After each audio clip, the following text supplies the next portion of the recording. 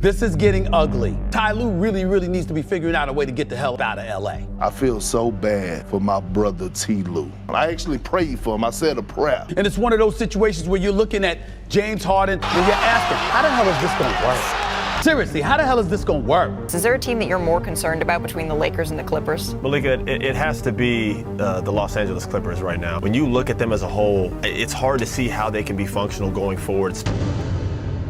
I hate to be the bearer of bad news, but since Austin Rivers said that, the Clippers have had the best record in the NBA at 13-2, and the Lakers, well, yeah. But this isn't about comparing the Clips to the Lakers or any other team. This is about recognizing that James Harden and the new-look Los Angeles Clippers are absolutely a title contender, and you'd be naive to think otherwise, particularly when you have a guy by the name of Kawhi Leonard who can do things like this. Zubac sets the screen for Harden out top. Kawhi flares out to the three-point line, and with Allen in front of him, he up-fakes before hitting a spin move so nasty that it breaks his ankles. Have you ever seen a spin move have someone tumbling and falling like that, and he's then able to knife through the defense for the layup? But there's a reason Allen was so off balance on that play. It's because a couple of quarters earlier, when Allen was trying to guard Kawhi, on this occasion he hit him with the shoulder fake before knocking down the bucket. So when Allen saw that shoulder go one way, well, he didn't exactly know what to do, resulting in his feet getting scrambled. But can you really blame him? Because when was the last time you saw someone successfully stop Kawhi Leonard one-on-one? I'm yet to really see it happen. So naturally, pairing him with James Harden and Paul George makes for a pretty dangerous offense. And the stats back that up as well, because over their last 15 games, the Big Three is playing like a Big Three. I mean, just look at the combination of efficiency and lack of turnovers from all three guys. They're averaging 6.1 turnovers combined, with all of them shooting absolutely lights out from three-point range. And the recent game against Phoenix was a perfect example of what makes these guys such a good trio. Whilst Kawhi and PG were going off for 30 apiece, Harden was orchestrating the offense, racking up 11 assists, which included plays like this, where Harden blows past Allen, drawing the help from Nurkic, and with PG curling off the Zeus screen, Harden finds him for the and one. And that right there is the first thing you notice when watching James Harden. He has his first step back. You saw him blow past Grayson Allen. Now, admittedly, he might not be the best defender, as we've already seen in this video, but someone who is a much more accomplished defender, Drew Holiday, suffered the exact same fate as Harden crossed him up before forcing Horford to step up, and look at the genius of that pass. Because Zubac mistimed the run slightly, Harden put extra height and angled it perfectly to give Zubac the chance to catch the lob. And to absolutely no one's surprise, Ivica Zubac is averaging a career high in points. And it's not surprising because look at Harden on this play. Zeus sets the screen. The Suns send two defenders at him, but Harden recognizes Bates Diop stepping over, so he takes a couple more dribbles, throwing off Diop before finding Zoo for the easy two. Most people would be worried about the two defenders directly in their face, but Harden was busy worried about the third defender, and that's what makes him such a special playmaker. Not to mention, following their winless first 4 games, it was reported that Harden asked Zoo to stay back late after the team's morning shoot-arounds to work on pick and rolls. And if there is one narrative about James Harden that has always annoyed me, it's been his playmaking. At first they said he couldn't be a point guard, and then they said he wasn't an elite passer, and now recently this was said. I just don't understand when you look at James Harden's game, what he didn't realize, that pick and roll that he had with Joel Embiid, that's why he led the league in assists. Just think about how many easy assists he got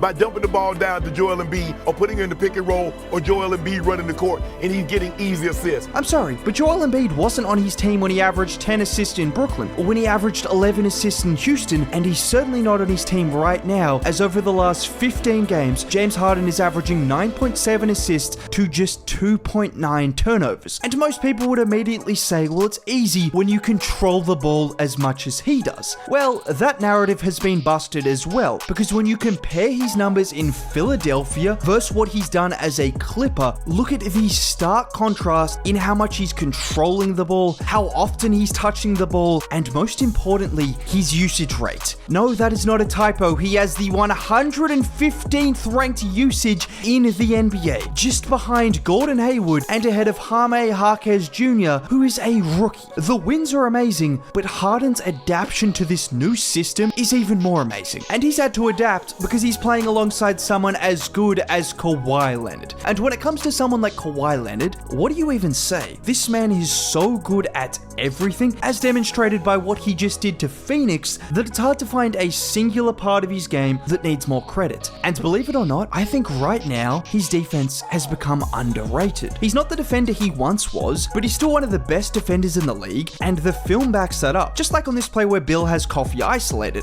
Kawhi is hedging off Bol and waits just until Bill puts his head down to reach in and deflect the ball, which luckily gets to Bol, so Kawhi decides enough is enough, taking it away from him. Or how about against a smaller player? Right here is Steph Curry with the ball 30 feet from the basket. He drives right before crossing back quickly, and generally that would be a wide open look. However, Kawhi's combination of lateral movement and length is enough to contest the shot perfectly. And this wasn't a one-off performance. Just look at this play, where he starts by guarding Barnes, who gives it off to Sabonis and looks for the quick back cut, which Kawhi is alert to. Sabonis then gives it to Murray on the back cut, but with Kawhi having rotated off Barnes, he's there to block the shot under the rim. This is what makes Kawhi such a unique defender. He still has enough lateral quickness to hang with guards on the perimeter, but with his 7'3" wingspan, he's a legit rim protector when playing down low. And in case you need any evidence to back up these claims, with Kawhi on the floor, the Clippers have a defensive rating of 108, which would be first in the NBA. With him off the floor, that drops to 120, which is 27th and worse than the Detroit Pistons. That's not all because of Kawhi, but he still makes a huge difference defensively. It obviously helps when you flank him with another elite two-way player in Paul George. And one thing about Kawhi and PG is you can criticize their health, but whenever these two guys have been on the floor together, the Clippers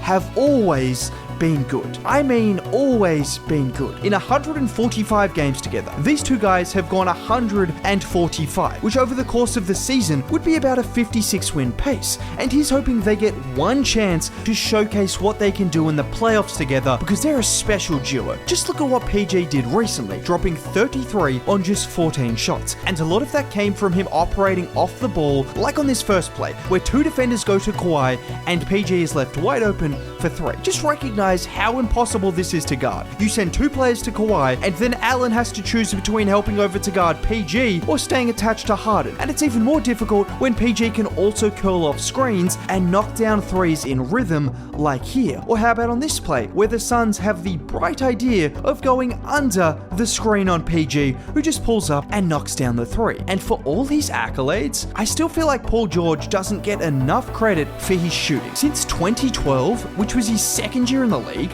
only two players have made more threes than him: Steph Curry, James Harden, Damian Lillard, and Klay Thompson. This is a 6'8" sharpshooter that can also do pretty much everything else on either side of the basketball court. And the crazy part is, I could say pretty much the exact same thing about Kawhi Leonard. And you pair those two guys with an elite playmaker like James Harden, well, you get one of the best teams in the NBA.